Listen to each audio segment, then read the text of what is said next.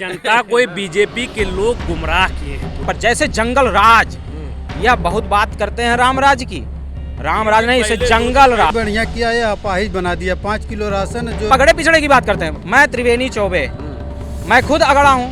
आप कैसे बात करते हैं कि अगड़ा नहीं समाजवादी पार्टी के? आप इस पे नहीं क्वेश्चन पूछ रहे हैं कि आए दिन जितने पेपर हो रहे हैं लीक हो जा रहे हैं। बताइए ना, क्या नाम हुआ? हमारा नाम बलवंत यादव, मैं राष्ट्रीय सचिव योजन सभा।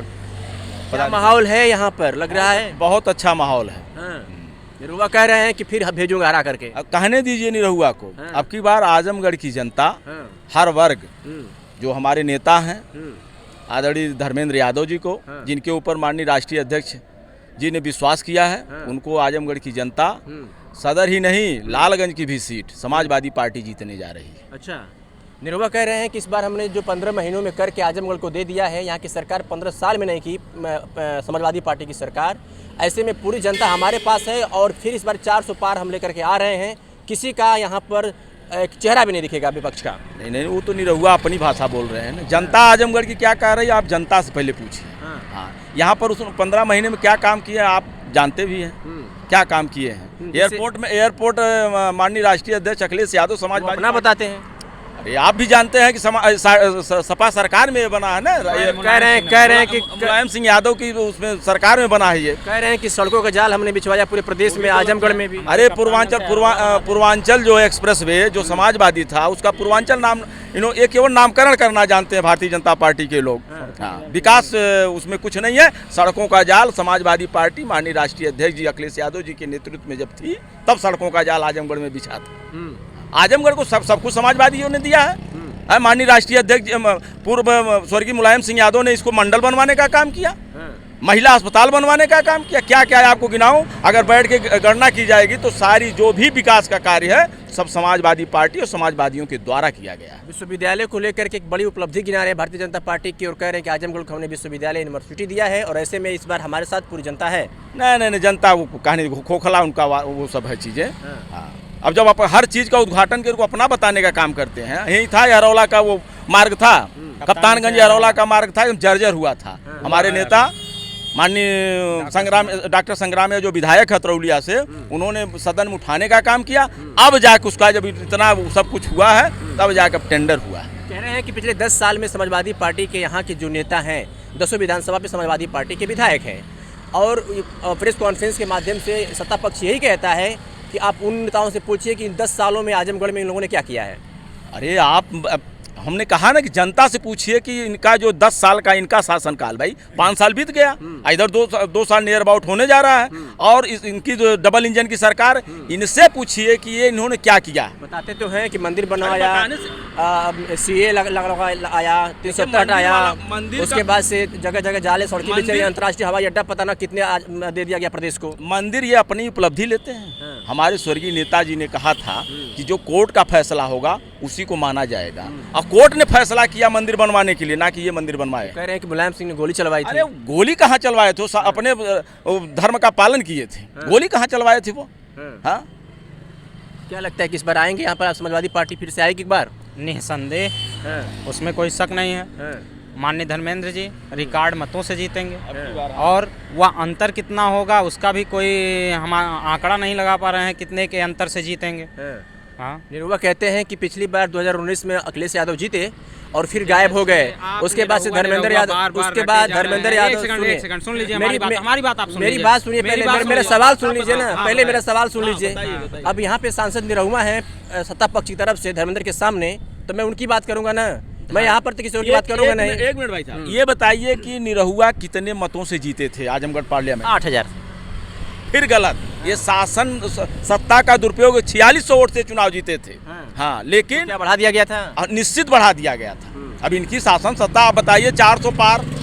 सफाइयों के अंदर एक बात देखने को जरूर मिलती है कि जहाँ से सीट हार जाती है वहाँ पे ईवीएम को जरूर खड़ा कर देती है सत्ता। हम नहीं कह रहे हैं, ये पब्लिक कह रही है। आप पब्लिक के बीच में जाइए, कोई ईवीएम पे हम नहीं कह रहे हैं। आप जाइए पब्लिक में, पब्लिक खुद उसको बता रही है कि भैया उसे थोड़ा सजग रहा मशीनिया से, नहीं तो ओटवा गड़बड़ा जाए। पब्लिक तो कहती है कि मोदी लहर है और मोदी देश के लिए बहुत काम कर रहे हैं, हिंदुत्व को बढ़ावा दे रहे हैं, इसलिए यहाँ पे जिताना उनको बहुत जरूरी है। ऐसा कुछ नहीं पब्लिक कह रही है। पब्लिक ये कह रही है कि आप ईवीएम से सजग रहिए, हम जिताने का काम करेंगे। हाँ, माननीय राष्ट्रीय अध्यक्ष जी के कार्यक्रमों को बताइए। जो थानाओं पे गाड़ियों का वो भिजवाए थे, कौन बनवाया था, कौन करवाया था, आप बताइए। चाहे महिला का हो, चाहे स्वास्थ्य का हो, किसने करवाया था? सत्ता पक्ष कहता है कि जब समाजवादी पार्टी की सरकार आती है तो थानों का आधुनिकीकरण कर दिया जाता है। पहला सवाल क्या है? आज क्या है? आप जरा बताइए। बताइए ना। नहीं, हम क्या बताएं, आप खुद जान रहे हैं आज है क्या। चलिए ठीक है, हम तो बताएंगे, आप बताइए ना क्या। नहीं, हम क्या बताएंगे, आप खुद पता करिए ना। जैसे आधुनिकीकरण है उसी तरह से आप बताइए कि आजकल के थानों का क्या स्थिति है। आप देखिए उठाकर कितने यादव इस थाने में है इस समय। अच्छा, मतलब अब केवल सवर्ण हैं? नहीं, ये तो हम नहीं कह रहे हैं। आपके कहने का मतलब तो यही हुआ, हम ये नहीं कह रहे हैं। पीडीएस से आप लोगों ने गायब कर दिया सवर्ण को। ऐसा कहाँ पीडीएस से आप लोगों ने गायब कर दिया? नहीं, सवर्णों का हम तो कहे नहीं, तो आप कह रहे हैं कि सवर्णों के सवर्ण है। गायब है सवाल। हाँ, क्यों नहीं? पीडीएफ पिछड़ा दलित अल्पसंख्यक सत्ता पक्ष यही कह रहा है कि पिछड़ा दलित और अल्पसंख्यक के बाद गायब हो गया है। कुछ भी कहेगा सत्ता पक्ष तो आप बताइए ना, उनको समझाइए ना। ऐसे बताइए बिल्कुल। क्या पूछ रहे हैं आप? सत्ता पक्ष कह रहा है, पब्लिक कह रही है, भारतीय जनता पार्टी के सपोर्टर कह रहे हैं कि समाजवादी पार्टी अब जातिवाद की पार्टी कर रही है। पहले परिवारवाद की पार्टी थी, अब जातिवाद की पार्टी काम कर रही है। मेरा सवाल सुन लीजिए। पिछला दलित अल्पसंख्यक का पीडीओ बना करके सवर्णों को बाहर कर दिया है, तो कहाँ जातिवाद? अभी घोसी के अंदर उपचुनाव हुआ था, प्रत्याशी कौन था? सुधाकर सिंह। जब पीडीए इकट्ठा हुआ, चुनाव कौन जीता? चुनाव तो सुधाकर सिंह जीते ने। जब पीडीए इकट्ठा हुआ तो चुनाव सुधाकर सिंह जीते। तो आप ये कैसे कह सकते हैं? सुधाकर सिंह क्या है आपकी नजर में? नहीं, बिल्कुल ये समझाइए ना, आप ये समझाइए ना। हमको तो पता है, आप समझाइए ना, कि जनता को समझाइए, सत्ता पक्ष को समझाइए कि पीडीए में है। सब जानती है। हाँ, ये झूठे हैं, इनका हर वादा। चुनाव था, जो बाई इलेक्शन होता है वो सत्ता पक्ष का चुनाव गिना जाता है, लेकिन घोसी की जनता ने जवाब दे दिया। घोसी का इतिहास उठाकर आप देख लीजिएगा, इतनी बड़ी लीड पूरे मऊ के अंदर आज तक किसी की नहीं हुई। 47,000 वोटों से माननीय का टिकट घोषित हुआ, किसको मिला? राजीव सिंह को। राजीव राय को मिला। वो क्या है बताइए ना। आपसे पूछ रहे हैं, वो है क्या? पीडीए जो है एक रणनीति है, इसको आप अन्यथा न लीजिए कि ये पिछड़ा दलित अल्पसंख्यक है। ये हमारी एक रणनीति है। में लिखा हुआ है पिछड़ा दलित अल्पसंख्यक, इसमें सवर्ण का है। मैं जानना तो चाहता हूँ, मैं जानना चाहता हूँ, पब्लिक जानना चाहती है। भाई साहब, पब्लिक जान रही है कि सुधाकर सिंह जीत के आए हैं समाजवादी पार्टी। राजीव राय को टिकट मिला है। जो भी जिस तबके का कमजोर है उसके साथ समाजवादी पार्टी माननीय राष्ट्रीय अध्यक्ष उसके साथ खड़े हैं। अच्छा, वो सवाल का जवाब आपने नहीं दिया। निरुवा कहते हैं कि अखिलेश 2019 में जीत करके भागे, उसके बाद से धर्मेंद्र हार करके भागे, फिर कभी दिखाई नहीं दिए। इस बार फिर जीतेंगे, फिर भागेंगे। ऐसी कोई बात नहीं है। निरहुआ कहाँ पे था?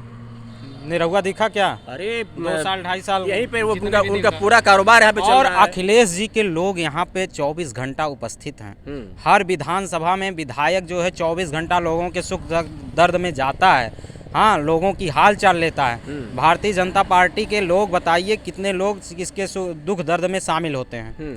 और अखिलेश जी के लोग हमेशा 24 घंटा हैं, और अखिलेश जी टाइम पे आकर के अपने लोगों के हाल चाल लेने के लिए सुख दुख दर्द में शामिल हुए हैं। इसको आप नहीं कह सकते हैं कि अखिलेश जी नहीं आए, और धर्मेंद्र जी भी आए हैं। हाँ, निरुवा झूठ बोल रहे हैं। निरहुआ झूठ बोल ही रहे हैं। निरहुआ आपकी बार हार करके जाएंगे तो दिखाइए। एक सवाल लालजीत भाई, जी बताइए। आप इस पे नहीं क्वेश्चन पूछ रहे हैं कि आए दिन जितने पेपर हो रहे हैं लीक हो जा रहे हैं? बताइए ना, आप भी बता दीजिए ना। बताइए। क्या आपको लग रहा है कि हम गोदी मीडिया हैं? नहीं, हम तो ये आप तो बताइए ना, आप भी बता दीजिए। आप बताइए। इतना सवाल कर रहा हूँ। पेपर हुआ, कोई पेपर बताइए निष्पक्ष हो गया हो? कोई भी पेपर बताइए। कहती तो है सत्ता पक्ष के लोग, ये विपक्ष का खेला है। क्या विपक्ष का खेला? अरे यार, आप बैठे हो, आप कैसे बैठे हो कि आपके रहते कोई आकर के चोरी कर ले? तो कार्रवाई चल रही है। आप कैसे कार्रवाई भी चल रही है? जब प्रिंटिंग दोबारा पेपर उसमें होने संलिप्त है, उस पर बुलडोजर क्यों नहीं चल रहा है? इस पे आप लोग प्रश्न नहीं पूछ रहे हैं। बुलडोजर उन्हीं के घर पे चलता है जो अवैध तरीके से बना होता है। हद तो तब हो गई जब वहाँ पर तेजस्वी जी उप मुख्यमंत्री थे। सब फ्रेश पेपर हुआ, सारे लोगों को नियुक्ति पत्र मिली, सारे लोगों को वो मिला। लेकिन जब से इनकी सरकार हुई है, आप पता करिएगा वहाँ पर पेपर लीक हुआ। आज कल की जो वैकेंसी बीपीएससी पेपर में 15 वाला पेपर लीक हो गया, लीक हुआ ना, वो भी निरस्त हो गई। तो ये जहाँ जहाँ रहते हैं इनका यही खेला ही है। हाँ उसमें आया है कि आयोग और प्रिंटिंग प्रेस दोनों संलिप्त था। और यहाँ के पुलिस का पेपर बताइए, एक सेकंड, आखिरकार क्या कारण था कि बिहार में जब तेजस्वी उप मुख्यमंत्री थे उनके द्वारा किया जा रहा था तब पेपर एक नहीं लीक हुआ, और जैसे सत्ता में आए तैसे पेपर आप लीक हुआ। बताइए, किसान का बेटा, गरीब का बेटा 50 लाख सिपाही भर्ती पेपर देने गया, और किसान कैसे पैसे का इंतजाम करके 1000 रुपये 2000 रुपये जितना भी इंतजाम करके पहले कोचिंग कराया, फिर पैसा दिया कि आप पेट्रोल में, गाड़ी में पेट्रोल डाल करके आप एग्जाम परीक्षा केंद्र जाइए। वहाँ पता चलता है सारे लोग पेपर, जैसे जंगल राज, यह बहुत बात करते हैं राम राज की, राम राज नहीं, इसे जंगल राज। आप बताइए 36 घंटे पहले पेपर वायरल हो रहा है, 48 घंटे पेपर, हद है, क्या बात करते हैं आप ये बताइए 6% बजट काट करके शिक्षा का बजट काट दिया गया, 6%। 102 से अरबपतियों की संख्या 142 हो गई।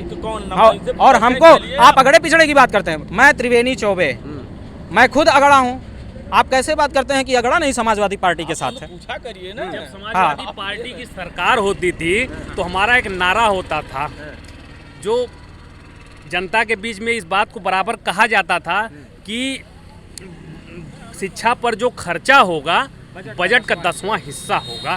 माने 1/10 बजट का जो हिस्सा होता था माननीय अखिलेश यादव की सरकार में, वो वहन शिक्षा पर होता था। क्या वजह है कि 10 सालों से समाजवादी पार्टी नहीं आ रही है? अब नहीं, कहाँ कमी आ रही है? अब है, कहीं न कहीं कमियां हैं, उसको हम लोग दूर उसको हम लोग दूर करेंगे। अब की बार हम लोग क्या लगता केंद्र है? में क्या वजह क्या हो सकती है खास तौर पे? हम वजह क्या है? ईवीएम को छोड़ करके, ईवीएम तो देखिए उसको तो हटा दीजिए, उसको ईवीएम हटा रहे, वो तो उनका अच्छा हिस्सा है। ईवीएम है, वो तो उनका हिस्सा है, ईवीएम तो अपना उनका बस्ती हिस्सा है। है। भाली जनता को बीजेपी के लोग गुमराह किए हैं पूरी तरह से। राशन दे करके 5 किलो राशन दे करके फिर आप लोग क्यों नहीं गुमराह कर रहे हैं? हैं? आप लोग क्यों हम लोग गुमराह करने देखिए, हम झूठ बोलने वाले लोग नहीं गुमराह करेंगे हैं। आप। जो जनता है इसको सही कैसे चीजें लाएंगे? कैसे पटल पे व्यवस्थाएं कैसे आएगी? ऑटोमेटिक आ जाएगा। क्या लगता है कि 5 kilo ration Bharatiya Janata party के लिए बड़ा बढ़िया काम किया है?